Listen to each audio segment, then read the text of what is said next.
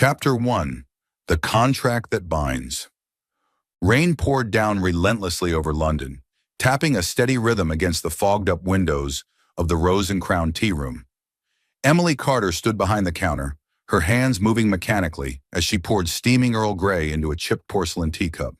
The faint clink of the china was drowned out by the chatter of soggy customers, shaking water from their umbrellas onto the floor. But Emily barely noticed. Her mind was miles away in the Cotswolds, where the little stone cottage, the place she had called home for 25 years, was slipping from her grasp. The letter from the bank was still etched in her memory. Final notice. Repossession. Scheduled for November 15th. 10 days left. 10 days to save the only thing her father had left her before his heart gave out under the weight of failed investments and a colossal debt. She wiped her hands on her worn apron, the fabric thin from months of use, and glanced at the clock. 5:30. Her shift was nearly over, but the fear in her chest didn't fade. The wages from this job, barely enough to cover rent for her cramped East London flat, couldn't touch the £200,000 debt her father had left behind. She had sold everything she could, the old Morris Minor car, her mother's silver locket, even the antique desk where her father once sketched his dreams of wealth. But it still wasn't enough. Nothing was ever enough. The bell above the door jingled, pulling her from her thoughts. She looked up, expecting another drenched regular, but instead a man stepped in. A man who didn't belong here. Tall and broad-shouldered, he wore a tailored black overcoat glistening with raindrops, the kind of coat worth more than her yearly salary. His dark hair was neatly slicked back, though a few strands fell carelessly over his forehead, and his jawline was sharp, as if carved from marble. James Harrington. She didn't need to hear his name to know who he was. His face had graced enough tabloid covers, always with a champagne glass in hand and a different woman on his arm. CEO of Harrington Enterprises, a notorious playboy, and now an enigma standing in her tea room. He scanned the room briefly, his gray eyes cold and appraising, before settling on her. Emily straightened, a flicker of unease stirring in her stomach. "Can I help you?" she asked, her voice steady despite the slight tremble in her hands. James didn't answer right away. He strode to the counter with the confidence of someone who owned every space he entered, his polished shoes clicking against the worn wooden floor. Up close, he was even more imposing. 6 feet of solid muscle and an aura of authority that made the small room feel smaller. "Emily Carter?" he said, his tone clipped, as if testing her name. She nodded, wiping her hands again, though they were already dry. "That's me. Do I know you?" "No," he replied, slowly removing a leather glove with deliberate care. "But I know you. More precisely, I know your situation." He reached into his coat and pulled out a slim folder, dropping it onto the counter with a soft thud. "Your father's debts, the house in the Cotswolds. The bank's about to take it all, isn't it?" Her breath caught, a wave of shame heating her cheeks. "How do you—" "I make it my business to know things," he cut in, his voice smooth but edged with steel. "And I have a proposition for you." Emily's eyes narrowed. "I don't need charity." "Good," he said, a faint smirk flickering across his lips. "Because I'm not offering any." He leaned forward, resting an elbow on the counter, his gaze locking onto hers with an intensity that made her want to step back. "I'll clear your debts, all £200,000 of them. The house stays yours, no strings attached, except one." Her heart pounded. "What's the catch?" James straightened, the smirk fading into a cold, calculated look. "Marry me." The words hit like a thunderclap. Emily blinked, her mind reeling to make sense of them. "What?" "You heard me," he said, unfazed. "A contract marriage. 1 year. No love, no emotions, just a transaction. In return, your family's debt disappears." She stared at him, waiting for a punchline, but his expression didn't waver. "Why me?" she managed, her voice barely above a whisper. "You're James Harrington. You could have anyone." He tilted his head, studying her like a puzzle he hadn't quite solved. "Because my grandmother, Lady Margaret, is dying. She's the only person who matters to me, and she wants to see me settled before she goes. I need a wife to make her happy, someone who can play the part convincingly.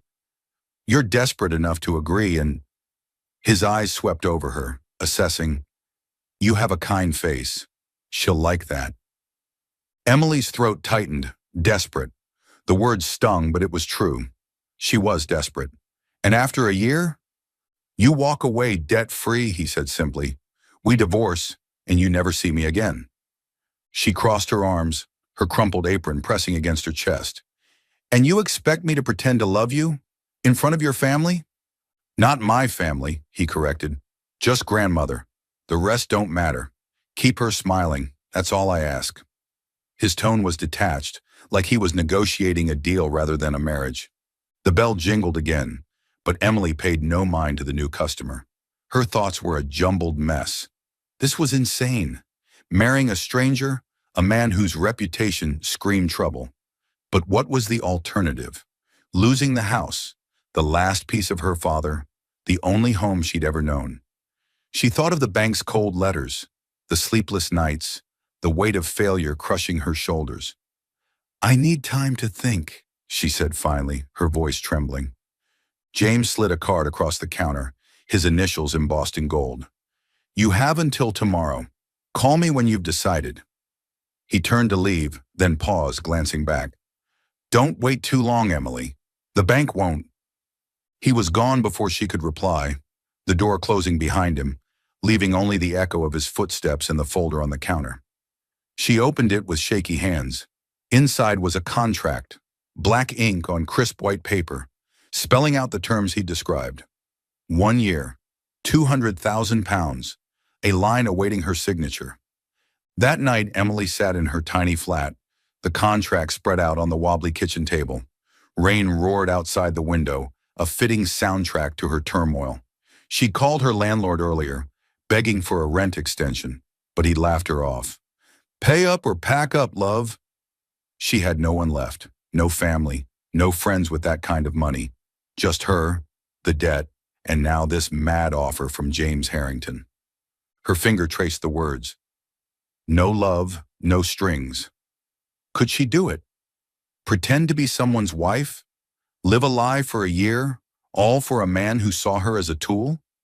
But then she thought of Lady Margaret, a dying woman who just wanted her grandson happy. Emily knew loss. Her father's death had hollowed her out. If she could bring a bit of peace to someone, even a stranger, wasn't it worth it? By morning, her decision was made. She dialed the number on the card, her voice steady despite the knot in her stomach. I'll do it, she said when James answered. Good, he replied, no hint of surprise. Meet me at St. Mary's Church tomorrow, 2 p.m. Wear something white. The wedding took place quietly in the dim nave of St. Mary's Church, its ancient stone walls damp with London's perpetual mist. Emily stood in a simple white dress she'd found at a thrift shop, its lace hem frayed but elegant enough. Her hands trembled as she clutched a small bouquet of daisies, the only thing she'd allowed herself to buy. James stood beside her, impeccable in a black suit, his face expressionless. The vicar's voice droned through the vows, and Emily repeated them mechanically. I, Emily Carter, take you, James Harrington. Lady Margaret sat in the front pew, frail in a wheelchair, her silver hair pinned neatly under a velvet hat. Her eyes shimmered with tears as she watched, a smile lighting her wrinkled face. My boy, she whispered, grasping Emily's hand after the ceremony. You've made me so happy. Emily forced a smile, her chest tightening at the old woman's warmth. I'm glad, she said softly, squeezing Margaret's fragile fingers. For a moment, she forgot the contract, the debt, the cold man beside her. This was why she'd said yes, not just for the house, but for this fleeting joy in a stranger's eyes. James stood a step away, watching. His face remained impassive, but his gray eyes softened, just for a second, when Margaret pulled Emily into a weak embrace. It was a flicker, a crack in his icy facade, gone as quickly as it appeared. Emily caught it, though, and something stirred in her, a question she couldn't yet name. Lady Beatrice, James's mother, loomed at the back of the church, her fur coat dripping with wealth and disdain. She hadn't spoken during the ceremony, but her presence was a storm cloud. As they left, she intercepted Emily at the door, her voice low and venomous. A penniless girl doesn't belong in our world, she hissed. Emily stiffened, her cheeks burning, but before she could reply, James stepped between them. She's my wife now, Mother, he said coolly. That's all that matters. Beatrice's lips thinned, but she said nothing more, sweeping out into the rain. Emily glanced at James, hoping for an explanation, but he only adjusted his cufflinks and walked ahead. Let's go, he said over his shoulder. Grandmother's waiting. They drove in silence to the Mayfair penthouse, a sleek fortress of glass and steel overlooking the city. Emily clutched her bag with the contract inside, its weight a reminder of the deal she'd struck. James didn't look at her as they stepped inside, his voice flat as he pointed down a hallway. Your room's that way. Don't disturb me unless it's about grandmother. She nodded, her throat dry, and watched him disappear into another wing. Alone in the vast, cold space, she sank onto the edge of her new bed, the reality of her choice settling like a stone in her chest. She was Emily Harrington now, wife to a man who didn't care, bound by a contract she couldn't escape. But as she thought of Lady Margaret's smile and that fleeting softness in James's eyes, she wondered if this bargain held more than either of them knew. Welcome to Soul Stories. Life can be overwhelming, but here we share heartfelt tales to bring you peace, joy, and inspiration. Your support, every comment, like, and follow, means the world to us. It motivates us to create more meaningful and uplifting stories just for you. Did our latest story touch your heart? Leave an I am happy in the comments if you agree. Subscribe now and be part of a community that spreads love, kindness, and positivity. Let's make every day a little brighter together.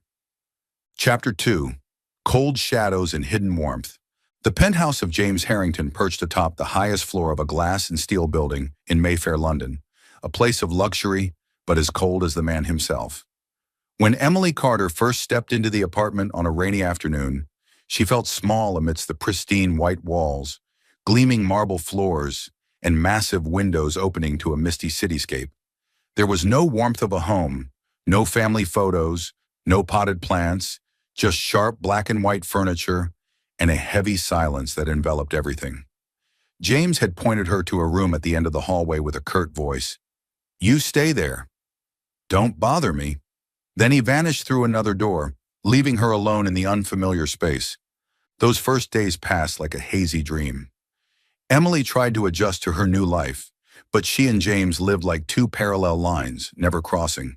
He went out nearly every night, the roar of his sports car's engine echoing from the Mayfair streets as he sped off to all-night parties. She caught glimpses of tabloid headlines while waiting for water to boil for tea. James Harrington spotted again with Model X in Soho. CEO of Harrington Enterprises burns cash in high-flying night. He'd return at dawn, reeking of whiskey and expensive cologne, his gray eyes weary but never meeting hers. Emily didn't ask, didn't speak. She simply stepped past him to clean up the traces he left. A jacket slung over a chair, a broken wine glass by the table. But there was one corner of the penthouse that wasn't cold. Lady Margaret's room. James's grandmother lived in a quiet nook of the apartment, a smaller space with red velvet curtains, thick rugs, and old photographs on the walls. A warm contrast to the rest of the house. Emily spent most of her time there, caring for the old woman with a devotion she hadn't expected to feel for a stranger. Lady Margaret, though frail and confined to a wheelchair, always smiled when Emily entered. Good girl, she'd say, her raspy but warm voice accompanied by a trembling hand reaching for Emily's. Emily brought her tea, tucked blankets around her, and sat listening to stories of the Harrington family's past, tales James had never shared. James was a lonely boy, Lady Margaret said one afternoon, as rain tapped steadily against the window. She held an old photo, a dark-haired boy standing beside her, his gray eyes gazing sadly into the distance. His parents were too busy with the company, with lavish parties. Only I was there for him, teaching him chess, reading him stories. She smiled faintly, but her eyes held a trace of sorrow. He doesn't let anyone close anymore. Not since he grew up. But I know deep down, he's still a child who needs love. Emily listened, her heart aching as she thought of James, the cold man she called her husband. She began to see cracks in his armor, the silence as he passed his grandmother's room, the brief pause of his gaze on a family photo before turning away. He wasn't the heartless playboy the papers painted, or at least not entirely, but he still kept her at a distance, as if she were just a piece of the contract, nothing more. One stormy night, something shifted, however slightly. Emily was sitting with Lady Margaret, draping an extra wool blanket over her as the old woman's coughing grew harsher. The clock struck midnight, and she'd grown used to James being out. But then the front door banged open, followed by stumbling footsteps. She stood, stepping into the hallway, and saw him, James Harrington, drunk, his shirt crumpled, hair disheveled and wet with rain. He leaned against the wall, his gray eyes bleary as they fixed on her. "What are you doing here?" he muttered, his voice hoarse from liquor. "Grandmother's been coughing a lot," Emily replied, calm despite her racing heart. "I stayed with her." James smirked, as if about to say something sarcastic, but then he swayed, nearly falling. Instinctively, Emily stepped forward to steady him, her hand brushing his firm arm through the wet fabric. He looked up, his hazy gaze locking onto hers, and for a moment she saw something, a deep sadness, a vulnerability he never showed. But then he pushed her hand away, mumbling, "I can manage." She said nothing, just turned to the kitchen, brewed a cup of hot tea, and set it on the table beside him, though he hadn't asked. Returning to Lady Margaret's room, she heard his footsteps pause at the threshold. James stood there, silently watching her tuck the blanket around his grandmother, the dim hallway light casting shadows on his face. He didn't speak, but that look wasn't as cold as before. It held a hint of curiosity, a softness he didn't realize he was revealing. Emily felt it, and for the first time, she wondered if he was truly the stranger she'd assumed. The next morning, he didn't mention the night before. He donned his perfect suit and left as usual, but the teacup on the table was empty, a small sign he'd drunk it. Emily smiled faintly, just for a moment, and went on with her day beside Lady Margaret. But that fragile peace didn't last. Lady Beatrice, James's mother, arrived at the penthouse one weekend afternoon, bringing a storm of contempt and power. She swept in wearing an expensive fox fur coat, her heels clicking on the stone floor, her sharp eyes scanning Emily as if she were a stain to be scrubbed away. "I hear the girl's still here," she said to James, her voice haughty, ignoring Emily's presence, though she stood right there. "A gold digger, nothing more." James sat on the sofa, flipping through a financial newspaper, not looking up. "Mother, she's my wife. Legally." "Legally?" Lady Beatrice scoffed, turning to Emily. "You think you're worthy of the Harrington name? A tea-shop girl with no money, no status? I know your kind, clinging on to climb up." Emily clenched her fists, her cheeks burning with shame. She wanted to argue, to shout that she wasn't a gold digger, that she only wanted to save her father's house. But the words stuck in her throat, and she stood there, silently enduring. Lady Beatrice didn't stop. She invited 2 other young women to the penthouse that very night, girls in dazzling evening gowns, their blonde hair gleaming, their laughter filling the apartment. "These are the ones who suit you, James," she said, shooting Emily a disdainful glance. "Not some trash from the Cotswolds." James didn't resist. He sat among the crowd, sipping whiskey, letting his mother take charge. Emily stood in the corner, holding a tray of tea she'd brought out, feeling more like a servant than a wife. When a blonde girl leaned against his shoulder, giggling, she couldn't take it anymore.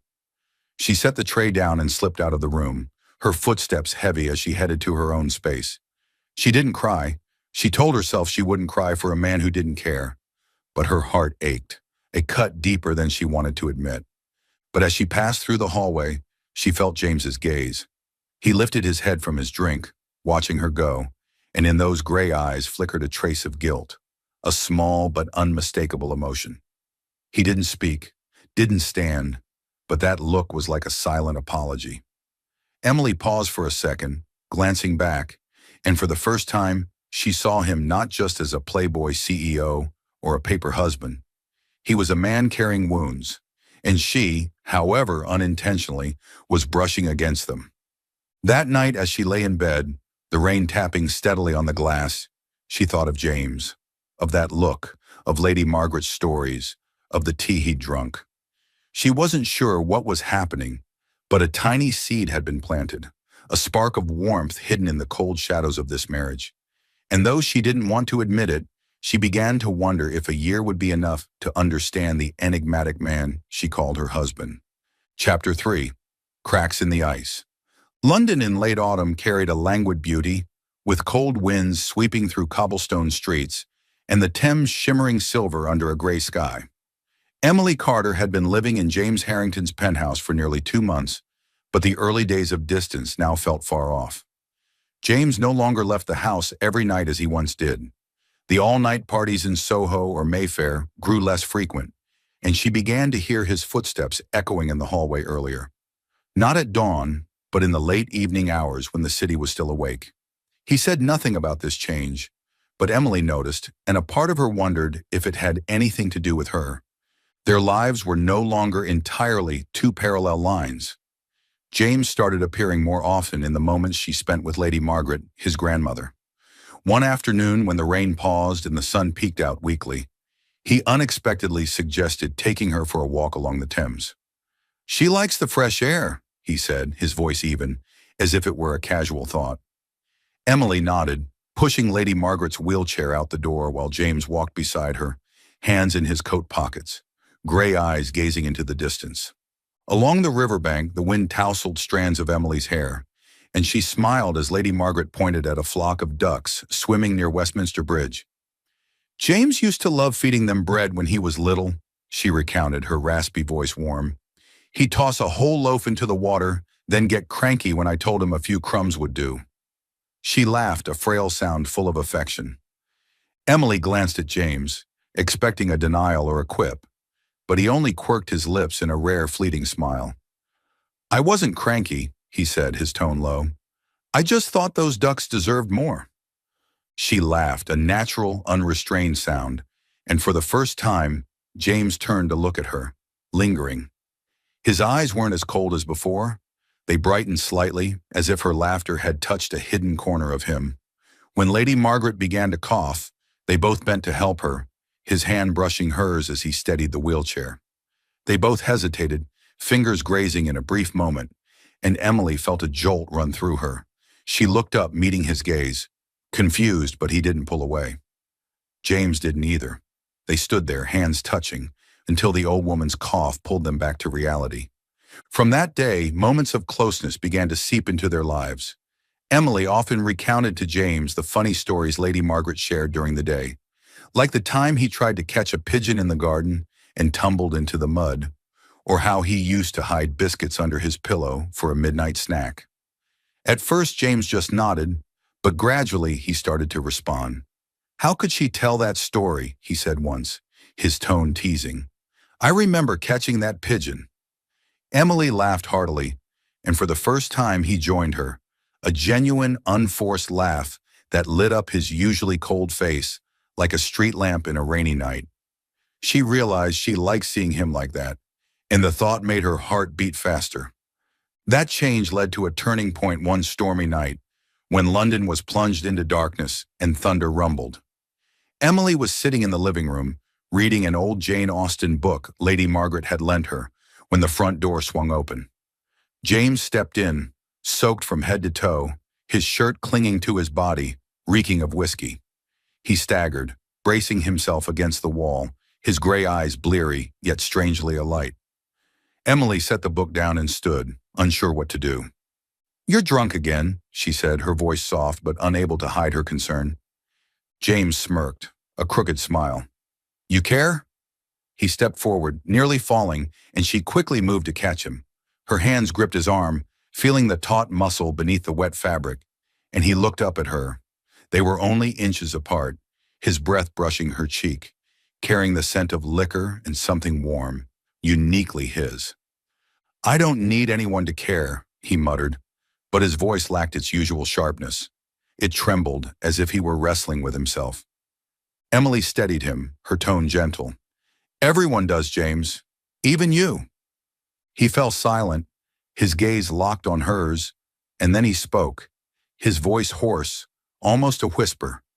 I've never let anyone close, except grandmother, and now, maybe you." The confession was like a stone dropped into a still lake, shattering the ice between them. Emily froze, her heart pounding, but before she could reply, James leaned down, his lips meeting hers. The kiss started slowly, tentative, as if he weren't sure what he was doing. But then it ignited, fierce, desperate, like a fire held back too long. Emily responded, her arms wrapping around his neck, forgetting the contract, the distance, everything but the warmth of him under the dim light. Rain roared outside the window, but in that room, there was only the mingling of their breaths and the synchronized beating of their hearts. When they pulled apart, both breathless, James's eyes blazed with an emotion she'd never seen before. A sincerity, a longing he couldn't hide. "Emily," he whispered, his hands still cradling her face. "I don't know what I'm doing anymore." She smiled, though her heart trembled at what had just happened. "Then we'll figure it out together," she replied, and for the first time, she felt they were no longer two strangers bound by paper. But that budding light was soon tested. A few days after the kiss, Lady Beatrice appeared at the penthouse with a new assault. She brought a tabloid, tossing it onto the table in front of Lady Margaret and Emily as they sipped tea. The headline screamed in red ink, "James Harrington's contract wife, fraud or gold digger." The article slandered Emily, claiming she'd tricked James into marriage, that she was just an opportunist exploiting the Harrington family. Emily paled, her hands trembling as she read the vicious words. Lady Margaret frowned, looking at her daughter-in-law. "Beatrice, what is this?" "The truth, of course," Lady Beatrice replied, her voice triumphant. "I had her investigated. This girl isn't worthy of James. She's after our money. Don't you see, Mother? A tea-shop girl daring to dream of being a Harrington?" Emily felt as if she'd been slapped. She stood, intending to leave, unwilling to let the old woman see her with doubt in her eyes. But then James walked in, his face darkening as he spotted the paper on the table. He skimmed the headline, then glared at his mother, his gray eyes blazing with fury. "What are you doing?" he growled, his voice low but dangerous. "Protecting you," Lady Beatrice answered, unflinching. "This girl is a mistake, James. I just want your grandmother to see the truth." James clenched his fists, the paper crumpling in his grip. He turned to Emily, his gaze softening slightly as he saw her bowed head, her shoulders trembling. Then he faced his mother again, his voice hard as steel. "She's my wife, Mother. Deal with it." Lady Beatrice froze, her lips tightening. "You'll regret this," she hissed, but James didn't respond. He stepped to Emily's side, placing a hand on her shoulder, a small but meaningful gesture. For the first time, he publicly stood by her against his mother, and that act was like a silent pledge between them. When Lady Beatrice left, leaving a heavy atmosphere behind, Lady Margaret took Emily's hand, whispering, "Don't mind her, dear. James chose you. That's what matters." Emily nodded, her eyes blurred with tears, but she felt the warmth of James's hand still on her shoulder. He said nothing, but that touch spoke volumes, that the contract's boundaries had shattered, and between them now was something deeper. That night, as she lay in bed, the rain still falling steadily, Emily thought of the kiss, of James's gaze, of how he'd defended her. The cracks in his icy facade had widened, and she knew, though he wouldn't admit it, that she was becoming part of a world he'd once kept closed. Their feelings were no longer pretense, they were burning, and though the road ahead might be tough, she was ready to walk it with him. Chapter 4. Love Amidst Loss. Winter arrived in London with biting winds, sweeping the last leaves from the cobblestone streets and draping a thin layer of white frost over the Thames. In the Mayfair penthouse, the air seemed warmer than ever, not because of modern fireplaces or soft golden lights, but because of the love blossoming between Emily Carter and James Harrington. After the kiss under the dim glow of a rainy night, the boundaries of their contract had crumbled, giving way to a deep connection neither had anticipated. James was no longer just a husband on paper, and Emily was no longer the girl bound by debt. They had become something more, something they hadn't yet dared to name. Their feelings took root in simple yet meaningful moments. One evening, as rain tapped steadily against the windows, James stepped into Lady Margaret's room, where Emily sat reading Wuthering Heights to his grandmother. Her voice was gentle, rising and falling, filling the space with the tragic love story of Heathcliff and Catherine. Lady Margaret, though frail, smiled, her cloudy eyes sparkling as she listened to each word. James paused at the threshold, saying nothing, and quietly took a seat in the armchair beside her. When Emily finished a chapter, he spoke unexpectedly, his voice low. "You used to read this to me when I was 10. I hated the ending. Too sad." Lady Margaret chuckled softly, her trembling hand brushing his. "You always hated sad stories, James. But sometimes, sadness makes us cherish happiness more." Emily glanced at James, catching his gaze, soft, full of nostalgia. "I don't remember you saying that," he said, but the rare smile on his lips showed he was reliving the memory. From that day, he joined them often, listening to Emily read, recounting tales his grandmother had once told him. The days he hid in the garden to skip piano lessons, or the time he broke her favorite vase just to see what was inside. Emily laughed heartily, and James, though he tried to maintain his cool demeanor, couldn't hide his joy at seeing her smile. One night after Lady Margaret had fallen asleep, James pulled Emily out to the balcony where rain drizzled through the glass roof. He wrapped his arms around her from behind, his chin resting on her shoulder, his warm breath grazing her hair. "I've never told anyone about my childhood," he whispered, his voice husky. "My parents only cared about money, prestige. Grandmother was the only one there for me, teaching me how to tie my shoes, how to face my fears. I married you for her, Emily. But now, I'm here for you." The confession was like a warm breeze sweeping through her heart. Emily turned, placing a hand on his cheek, feeling the sincerity in his gray eyes. "I'm here for you, James," she replied, and they kissed, a tender, profound kiss, like a promise unspoken. Beneath London's rainy veil, they were no longer two strangers bound by a contract. They were two souls who had found each other amidst life's fragments. But that happiness didn't last. Lady Margaret's health declined rapidly by mid-January. Her coughs grew more violent, and the hands that once gripped Emily's tightly now trembled with little strength. One frigid morning, as snow began to fall lightly outside the window, she called them both to her room. Her voice was faint, but her eyes still shone with love. "James, Emily," she said, her breathing halting. "I know my time is running out, but I'm happy because I see you two together." James knelt by the bed, clutching her hand, his face pale. "Don't say that. You'll get better." Lady Margaret smiled, shaking her head. "No, my boy, I've lived enough. But promise me one thing. Love Emily. She's your heart now." She looked at Emily, her gaze gentle. "You're the greatest gift I've had besides James." Emily choked up, tears streaming down her cheeks. "I'll take care of him, grandmother," she whispered, holding her hand tighter. Lady Margaret nodded, then closed her eyes, her breathing slowing. James gripped her hand, his voice trembling. "Grandmother." But she didn't respond. One final breath escaped, and she was gone, leaving an unfillable void in the small, warm room. James broke down instantly. He stood, staggering out of the room without a word. Emily heard his door slam shut, followed by silence, a silence heavier than the rain that once tapped the glass. She wanted to follow, but she knew he needed time. She stayed, arranging the funeral with quiet patience, though her heart, too, was shattered by the loss of the woman who had brought her and James together. 3 days after the funeral, James remained locked in his room. He didn't eat, didn't drink, didn't answer when Emily knocked. She stood outside, her heart aching, but she didn't give up. One night, as snow blanketed the roof, she brought a tray of tea and toast to his door. "James," she called, her voice soft but firm. "You can't keep doing this. Grandmother wouldn't want it." There was no reply, but she didn't leave. She sat on the floor, leaning against the door, and began to recount the stories Lady Margaret had shared with her. "She told me about the time you climbed a tree to get a bird's nest but fell and cried all day. She said you were stubborn, but you always had a good heart." She smiled faintly through tears. "She loved you so much, James, and she believed you'd get through this."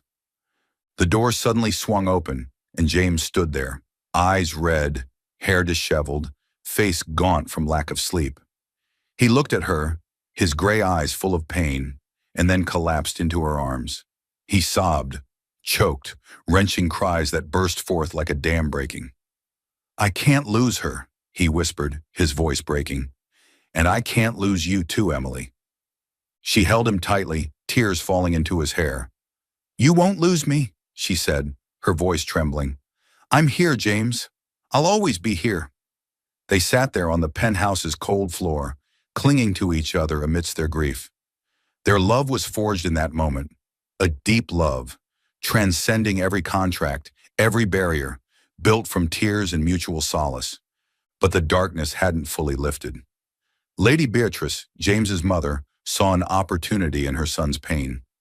A week after the funeral, she appeared at the penthouse, armed with arrogance and a malicious plan.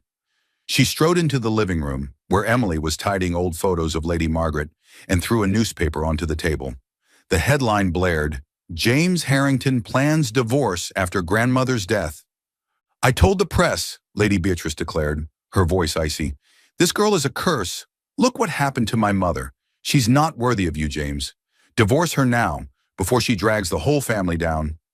Emily stood frozen, her hands shaking as she read the slanderous words. She looked up, about to protest, but Lady Beatrice pressed on.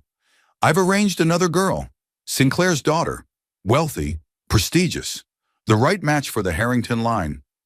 James stepped in from the hallway, his face still haggard, but his gray eyes flared with anger at his mother's words. "What are you doing?" he roared, his voice low but sharp. "Protecting you," Lady Beatrice replied, unwavering. "This girl is a mistake. She brought death to my mother. Don't you see?" James clenched his fists, the paper crumpling in his grip. He turned to Emily, seeing her bowed head, tears falling silently. Then he faced his mother, his voice like steel. "Emily is the only reason I'm still standing right now. Grandmother loved her, and so do I. You want me to divorce her? Never."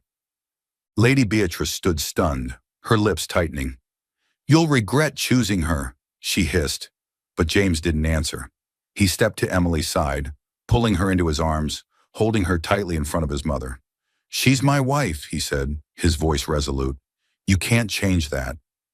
When Lady Beatrice left, leaving a heavy air behind, Emily leaned into James's chest, her tears soaking his shirt. He stroked her hair, whispering, "I won't let anyone hurt you." That promise warmed her heart like a flame, and she knew, no matter how painful the loss, no matter how fierce the opposition, their love was strong enough to overcome it all. That night they lay together in bed, the rain blending with their breathing. James held her hand, whispering, "Grandmother was right. You're my heart." Emily smiled, tears streaming down, but this time from happiness. Their love, tempered by loss, was now a fire nothing could extinguish. Chapter 5. A Fragile Family. Spring arrived in London with gentle rains and faint sunshine, like a promise of new beginnings. In the Mayfair penthouse, Emily Carter stood before the bathroom mirror, her hands trembling as she held a pregnancy test. 2 red lines appeared clearly, and her heart pounded, part joy, part fear. She'd suspected it for weeks as her body began to change. Morning nausea, lingering exhaustion, and a strange but warm feeling inside. Now it was confirmed. She was pregnant, a child of hers and James Harrington's, the man who had once been a husband on paper, now the love of her life. She stepped into the living room, where James sat reading a financial newspaper, the light from the window illuminating his sharp features. He looked up at the sound of her footsteps, his gray eyes flickering with curiosity. "Why are you looking at me like that?" he asked, his voice low but gentle, a stark shift from the cold man she'd met nearly a year ago. Emily took a deep breath and smiled, though her heart quivered. "James, I'm pregnant." He froze, the newspaper slipping from his hands to the floor. For a moment she feared a negative reaction, that this child might burden the free life he'd once cherished. But then he stood, crossed to her, and pulled her tightly into his arms, his breath brushing her hair. "Really?" he whispered, his voice breaking with emotion. When she nodded, he smiled, a radiant, rare smile that lit up the room. "You and this baby. You're my whole world." The weeks that followed brimmed with hope. They painted the nursery together in the penthouse, choosing a pale blue, the color of London's sky when the rain clears, James said, his hands streaked with paint as he tried to draw a cloud on the wall. Emily laughed heartily, wiping paint from his cheek, and he pulled her into a sweet kiss amidst the scattered furniture. They dreamed of the future, a small family, the sound of a child's laughter replacing the cold silence that once dominated the space. James abandoned his partying ways entirely, spending every evening with Emily, resting his hand on her belly and whispering to the baby, "You'll be the best thing I've ever had." But that joy was soon tested. Oliver Harrington was born on a rainy August day, 3 weeks premature.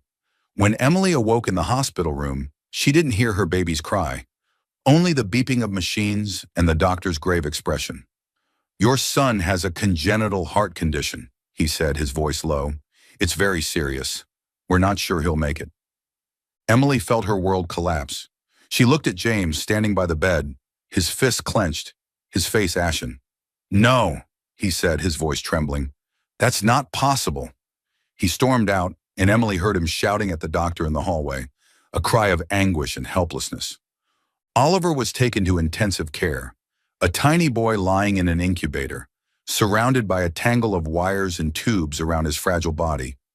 Emily and James took turns keeping vigil beside him, their eyes never leaving their son. Those first days were a nightmare. Each beep from the machines stabbed their hearts like a knife. James, once invincible in her eyes, was now broken. One night, when the doctor said Oliver might not survive the week, he held her and wept, his tears soaking her shoulder. "I can't lose him," he whispered, his voice shattered. "I can't lose anyone else, Emily." She hugged him tightly, though she trembled too. "We'll fight," she said, her voice firm despite the tears streaming down. Together. They embarked together on a battle to save Oliver's life. Emily became James's strength, though she was exhausted herself. Each night, she sat by the incubator, singing to the baby despite her voice quaking with fatigue and fear. "Hush, little baby. Don't say a word," she sang, her hand pressed to the glass as if to touch him. James watched her, his gray eyes full of admiration and love, and he knew. She was why he didn't fall apart. James abandoned all revelry, every unnecessary meeting, to be with his family. He sat for hours beside Oliver, telling him stories he'd heard from his grandmother, about days running through the Cotswolds garden, how she taught him to tie his shoes. "You have to be strong like grandmother," he whispered, his voice choked. "I need you." The climax came on a stormy night, when London was cloaked in pitch black, thunder growling as if to tear the sky apart. In the intensive care unit, Oliver suddenly stopped breathing. The machine's alarm shrieked like a heart-wrenching scream, slicing through the hospital's stillness, and James and Emily's hearts seemed to stop with it. Nurses rushed in, white-clad figures darting like ghosts in a nightmare. But James just stood there, his gray eyes wide, empty, as if his soul had been sucked away with his son's breath. He clenched his fists, nails digging into his palms until they bled. But he didn't feel the pain.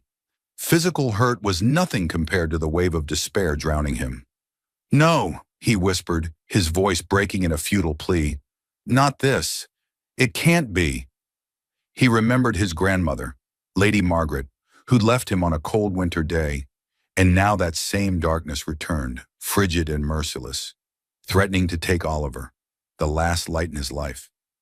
Emily stood beside him, her body shaking like a leaf in a storm, tears streaming down her cheeks but left unwiped. They were part of her, like blood from a broken heart.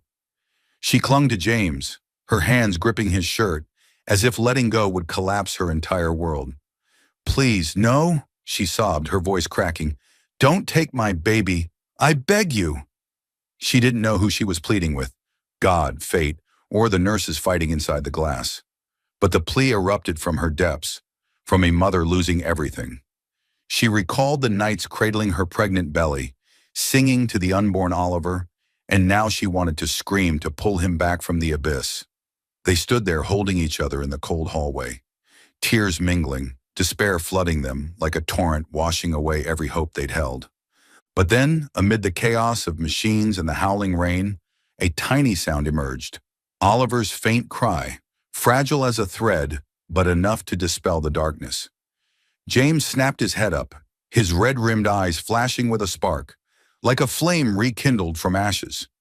He rushed to the glass, pounding on it, his voice hoarse. "My son! My son's alive!" Emily crumpled to the floor, hands covering her face, sobbing uncontrollably. But this time from joy, from a miracle she hadn't dared dream of. The nurses emerged, sweat rolling down their foreheads, and the doctor gave a weary smile. "He's stable. For now. We'll operate soon." James turned back, lifting Emily up, holding her so tightly she felt his frantic heartbeat merge with hers. He cried, tears of a father who'd walked through hell and found light. "We did it," he whispered, his voice choked, stroking her hair. "He's alive, Emily. He's alive." She leaned into his chest, tears soaking his shirt, but a smile broke through, a fragile yet radiant smile, like the first sunlight after a storm. They stood there embracing in the hospital hallway, rain still falling outside, but in their hearts, hope had returned, a small flame burning bright from Oliver's fragile life. Their love deepened with every second they fought for Oliver's survival. Each day that passed bound them closer, no longer two people tied by a contract, but a true family, linked by tears, hope, and an unshakable love. James often held her at night, whispering, "I don't know what I'd do without you." And Emily replied, "We're one, James. Always." But the trials didn't end there. Lady Beatrice, James's mother, saw an opportunity in their family's fragility. One afternoon, as Oliver was moved from intensive care to a regular room, she appeared at the hospital, armed with arrogance and a fresh attack. She stood before Oliver's bed, her cold eyes sweeping over the tiny boy lying there, then turned to Emily with a sneer. "A pitiful, sickly child," she said, her voice venomous. "A frail disgrace. Can't you even bear a proper heir for the Harringtons, Emily? You're a failure, an unworthy one." Emily clenched her fists, tears welling up, but she didn't respond. She didn't want Oliver to hear those cruel words, didn't want her son to feel his grandmother's contempt. But James, standing beside her, couldn't take it anymore. He stepped forward, facing his mother, his face ablaze with fury. "Shut up," he shouted, his voice echoing in the small room. "Emily has given me more than you ever did. She's the mother of my son, the one who kept me standing when I lost everything. And you, all you do is destroy." Lady Beatrice recoiled, stunned, stepping back. "You dare!" "Yes, I dare," James cut in, his voice low but sharp as a blade. "Oliver is my son, and I'm proud of him, of his strength, of how he fights to live. And Emily, she's my wife, my strength. If you can't accept that, you have no place in my life." A heavy silence fell. Lady Beatrice pursed her lips, her eyes burning, but she said no more. She turned on her heel and left, leaving a tense stillness behind. Emily looked at James, tears rolling down her cheeks, but this time from emotion. He turned to her, pulling her into his arms, holding her tightly in front of Oliver. "I'll protect you and him," he whispered, his voice steadfast. "No one can tear us apart." Oliver, though weak, seemed to sense his parents' love. He stirred, his small eyes opening, gazing at them with a faint but hopeful light. Emily bent down, kissing his forehead, and James placed a hand on her shoulder, the three of them forming a small circle, a fragile family, unbreakable. In the months that followed, Oliver slowly recovered after a successful heart surgery. He remained frail, but each day he grew stronger, a testament to his parents' love. Emily and James were no longer the strangers of their early days. They'd fought through long nights together, cried, laughed, prayed, and their love was now an unquenchable fire, a shield against any attack from Lady Beatrice or anyone else. One evening, as rain fell outside the hospital window, James held Emily on a couch, watching Oliver sleep peacefully in his crib. "You're everything to me," he said, his voice warm and low. "And Oliver is our miracle." Emily leaned into his chest, smiling through tears. "We're a family, James. No matter what, we'll always be together." Their love, tested by pain and hope, was now an unbreakable bond. Though Oliver was still fragile, though Lady Beatrice still lurked, they knew, As long as they had each other, they could overcome anything. Chapter 6. True Love, Triumphant. Summer in the Cotswolds brought gentle sunny days and endless green fields, a reminder that after cold winter days, light always returns. 5 years had passed since those dark times in the hospital, when Emily Carter and James Harrington held each other, praying for the fragile life of their son, Oliver. Now, in the small stone cottage they'd bought in this countryside, the house once owned by Emily's father and saved by their contract marriage, laughter and music had replaced the cold silence that once dominated their lives. Oliver Harrington, now 5 years old, was no longer the frail boy lying in an incubator, surrounded by wires and tubes. The heart surgery 4 years ago had given him a chance at life, and his parents' unwavering love had carried him through the tough days that followed. Though still smaller than his peers, Oliver had James's gray eyes and Emily's gentle smile, a perfect blend of the two who had fought to keep him in this world. But what made him special wasn't just his resilience. It was his innate musical talent, an unexpected gift that illuminated their little family's life. It all began one rainy afternoon when Emily brought her father's old piano from the storage shed into the living room. Oliver, then just 3, climbed onto the bench and placed his tiny fingers on the keys. The first notes rang out, halting, clumsy, but then he played a simple melody, Twinkle, Twinkle, Little Star, with an emotion that stole Emily's breath. She called James from his small home office, and he rushed in, standing silently at the door as he listened to his son play. When the tune ended, Oliver looked up, beaming. "Do you like it, Mommy and Daddy?" James knelt down, enveloping the boy in a hug, tears rolling down his cheeks, tears of joy and pride. "I like it," he whispered, his voice choked. "You're Daddy's genius." Emily stood beside them, hand over her mouth, crying from happiness. She recalled the long nights in the hospital when they feared losing him, and now Oliver wasn't just alive. He was shining, a small flame kindled from the ashes of their pain. Oliver's talent grew quickly. By 5, he was playing complex pieces by Mozart and Beethoven, his little fingers gliding over the keys with an emotion far beyond his years. James and Emily decided to hold a small concert for him at the village hall in the Cotswolds, a modest stone building with worn wooden benches and light streaming through tall windows. It was a summer evening, the sunset painting the wheat fields outside golden. Villagers gathered, curious about the boy they'd heard of, the fragile child who'd become the pride of the Harrington family. When Oliver stepped onto the stage, tiny in the black suit James had tailored for him, the audience fell silent. He sat at the piano, took a deep breath, and began to play. Debussy's Clair de Lune filled the air, soft yet profound, like moonlight spilling over the Thames on the rainy nights James and Emily had weathered together. Emily sat in the front row, clutching James's hand, tears falling quietly as she listened to each note, every sound a reminder of the days they fought to keep him alive. James bowed his head, shoulders trembling slightly, and when the piece ended, he looked up, his gray eyes glistening with tears. He stood clapping first, and the room erupted in applause. After the performance, James pulled Emily to a corner of the stage, holding her tightly amid the laughter and congratulations from the crowd. "We did it," he whispered, his voice low and warm, stroking her hair. "Together, Emily." She leaned into his chest, smiling through tears. "Together," she replied, and in that moment, she knew. Their love, once a cold contract, was now an unquenchable flame, burning brightly through every pain and trial. But their journey wasn't just a story of love between two people. It was also one of reconciliation with the past. Lady Beatrice, James's mother, who had once been a shadow over their marriage, appeared unexpectedly at the concert. She stood at the back of the hall, clad in an expensive fur coat, her cold eyes scanning the crowd. Emily tensed when she saw her. Lady Beatrice's harsh words still echoed in her mind. A gold digger, a pitiful, sickly child. But this time she said nothing as Oliver stepped off the stage, running to hug his parents. James looked at his mother, his face hardening, but he didn't turn away. "What are you doing here?" he asked, his voice low but wary. Lady Beatrice stepped forward, her high heels clicking on the wooden floor. She looked at Oliver, the small but radiant boy, his hand still carrying the faint scent of piano resin. And then at Emily.